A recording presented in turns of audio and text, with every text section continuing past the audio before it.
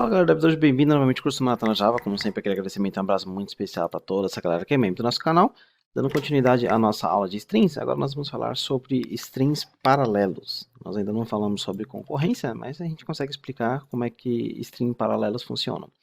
Então, basicamente, funciona assim. Você tem no computador o que nós chamamos de processador. O processador, ele geralmente tem os núcleos e dentro dos núcleos nós temos o que nós chamamos de threads. As threads são como se fossem trabalhadores. Então, imagine que você tem uma pessoinha lá que fica sempre trabalhando, fazendo cálculo, fazendo todo o processamento das informações que você tem. Então, quanto mais threads você tem, maior a capacidade de processamento paralelo que você tem dentro do seu computador. Então, a gente vai utilizar isso porque nós vamos trabalhar agora com strings paralelos. Então, string paralelo é basicamente uma forma que o Java fez de abstrair a complexidade de ficar desenvolvendo, porque quando você desenvolve código para ser utilizado paralelamente, é um código complicado, um código que você precisa pensar em muitas coisas, tá? E o Java meio que abstraiu isso através da utilização de parallel strings. Bom, então vamos ver. Primeiramente, a gente precisa ver mais ou menos quantos processadores, né, o nosso string pode utilizar, né? Você tem provavelmente um processador só, se está falando de desktop, né? Mas se estiver rodando no servidor, geralmente você tem mais de um. Mas não é assim que o Java enxerga, porque você tem os processadores, digamos que você tem o processador físico, né? E você tem os processadores virtuais, os núcleos. Então, se você pegar aqui runtime.getRuntime.availableProcessors, você vai ter uma ideia de quantas threads o Parallel Strings vai utilizar. Então, por padrão, esse valor é 8. Né? Você pode aumentar, mas nem sempre aumentar esse número significa que sua performance vai melhorar. Então, existem vários cálculos que precisam ser feitos para isso. Bom, então vamos fazer o seguinte. Vamos imaginar que a gente tem um número bem grandão. Por exemplo, 10 milhões. E eu quero somar esses números. Então, vamos fazer de várias formas.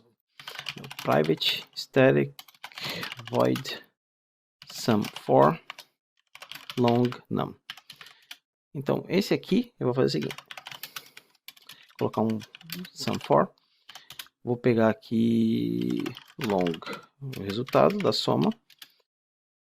E a gente vai fazer o seguinte. Vamos pegar aqui o valor inicial, system.currentTime em millis, para ver quanto tempo levou o processamento desse cara. E vamos fazer um for. Então, nós temos um for long i recebendo 1 e menor igual ao número. E, ponto e vírgula, e mais. Beleza. Aí a gente vai fazer uma matemática bem simples. Resultado recebe resultado mais i. E aqui no final a gente vai copiar esse código aqui. Init end. E nós vamos criar aqui salt result mais, coloca um espaço aqui, mais end menos init. Esse cara é o resultado em milissegundos. Beleza. Então vamos ver como é que funciona isso.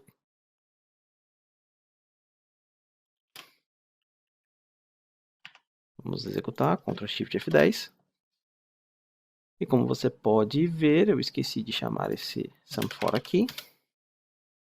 Não. Ctrl Shift F10. Então legal, para você ver, o nosso for, ele levou 6 milissegundos para fazer a soma, um valor de 10 milhões. Né? Então o for para esse tipo de coisa tem uma das melhores performances em relação a todos os outros tipos de iterações que você pode fazer. Porque o for ele foi desenvolvido para trabalhar dessa forma. Né? Basicamente ele meio que trabalha no baixo nível da máquina. Aí a gente vai fazer o seguinte, beleza, nós temos o primeiro, que é o for, nós vimos que levou 6 milissegundos, mas o que acontece se a gente fazer, por exemplo, com o string, né? O que nós já vimos, que é o string iterate. Tá, vamos fazer aqui sum string iterate. E aqui a gente vai mudar a lógica, né? Como é que é a lógica agora? A gente vai chamar string.iterate Aí o seed nós queremos que comece de 1. E aí a gente vai fazer o lambda aqui. E mais 1. Vamos dar um limite, né? Senão ele vai contar para sempre. O limite vai ser esse número. Ponto reduce. Usando o 0 aqui. E eu quero long, dois pontos, sum. Ctrl Alt L. Vamos ver quanto tempo levou para esse cara. Ctrl Shift F10. Depois que a gente adicionar aqui embaixo. Ctrl D. Adiciona aqui esse método. Então, agora a gente está fazendo exatamente a mesma coisa, né? A diferença é que nós podemos colocar aqui o resultado, né? Result recebe esse valor. A gente pode até tirar aqui. Copia esse long result, adiciona aqui e remove aqui. Vamos ver. Ctrl Shift F10.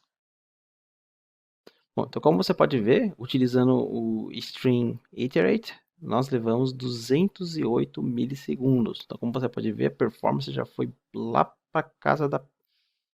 você entendeu? Então como você pode ver, o string, nesse caso aqui, ele não é uma boa saída. Por quê? Porque o string, ele precisa fazer a iteração de 1 por 1, e para cada uma dessas iterações, né, ele está fazendo aquele boxing e autoboxing, né, que a gente já viu que tem um probleminha na performance. Mas a gente vai ver depois utilizando o que realmente nós deveríamos utilizar, que é o long string. Tá?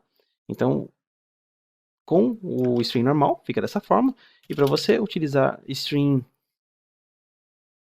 paralelo, ou seja, parallel string, iterate, basicamente o que você precisa fazer é só chamar em qualquer lugar, né, do seu string, você chamar aqui, por exemplo, parallel. Então pode ser aqui, ou pode ser depois do limit, a ordem, tanto faz, tá? Porque o parallel é como se fosse uma flag que você está colocando dentro disso e falando, olha, você vai ter que agora executar em múltiplas threads. Então, como é que funciona essa execução em múltiplas threads? Se você falar assim, que você tem uma lista, por exemplo, os valores 1, 2, 3, 4, 5, 6, 7, 8, 9, 0, né? Quando você está trabalhando com uma thread só, com um trabalhador só, que é o que geralmente acontece quando a gente executa os nossos programas, né? Que vem acontecendo durante todo o curso, é que um trabalhador só vai fazer isso. Então, ele vai fazer a soma, né, dos valores individualmente. Então, um trabalhador só, uma thread só vai fazer essas somas. Mas quando você está trabalhando em paralelo, no nosso caso aqui, nós temos 8. O que vai acontecer?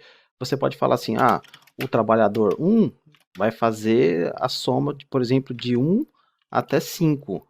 O trabalhador 2 vai fazer a soma tipo, de 6 até 0. Então, na verdade, eu não sei como é que isso vai funcionar, né, mas depende muito de como o que nós chamamos de escalonador vai agendar isso. Então a gente não sabe, não tem como controlar, mas você tem vários trabalhadores trabalhando aqui nesse mesmo bloco de informações.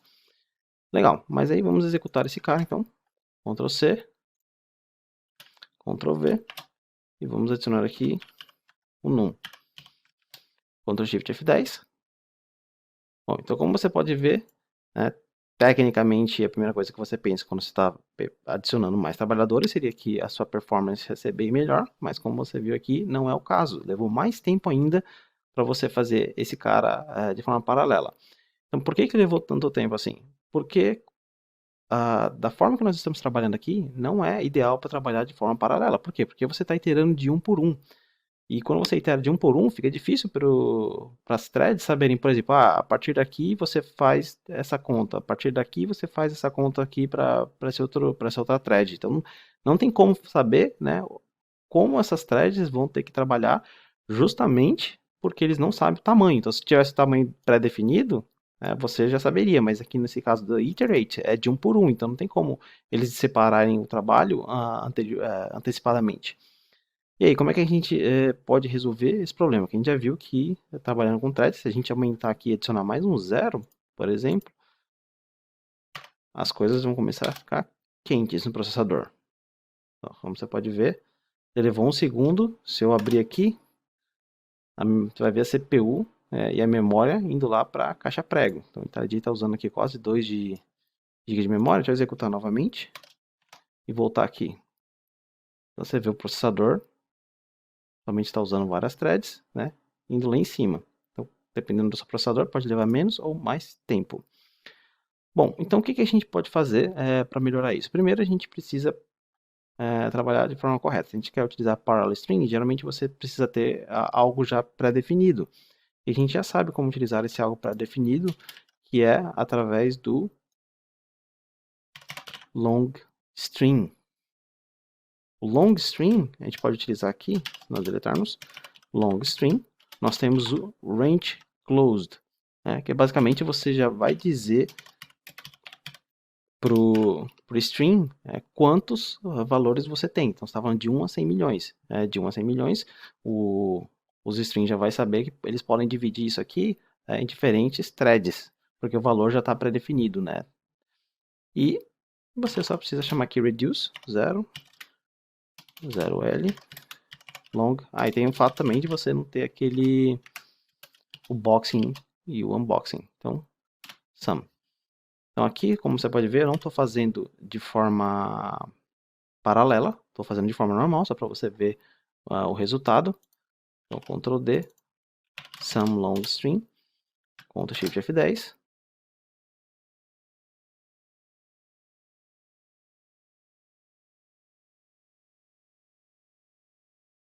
Então, o valor já caiu. O for ainda continua sendo o mais rápido, 36 milissegundos, né? Mas a diferença é que agora ele caiu de 1 segundo para 164 milissegundos. E o que acontece se a gente transformar esse cara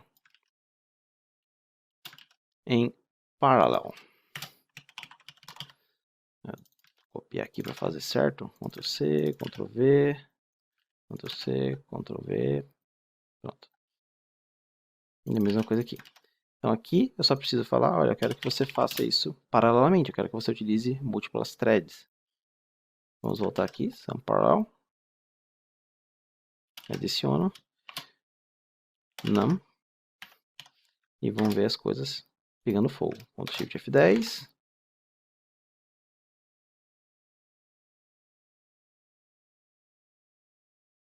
Bom, então, como você pode ver aqui, utilizando de forma paralela, nesse caso, a performance já melhorou bastante. Então, de 3,5 segundos, ele caiu para 25 milissegundos. Nesse caso, foi até mais rápido do que o próprio for.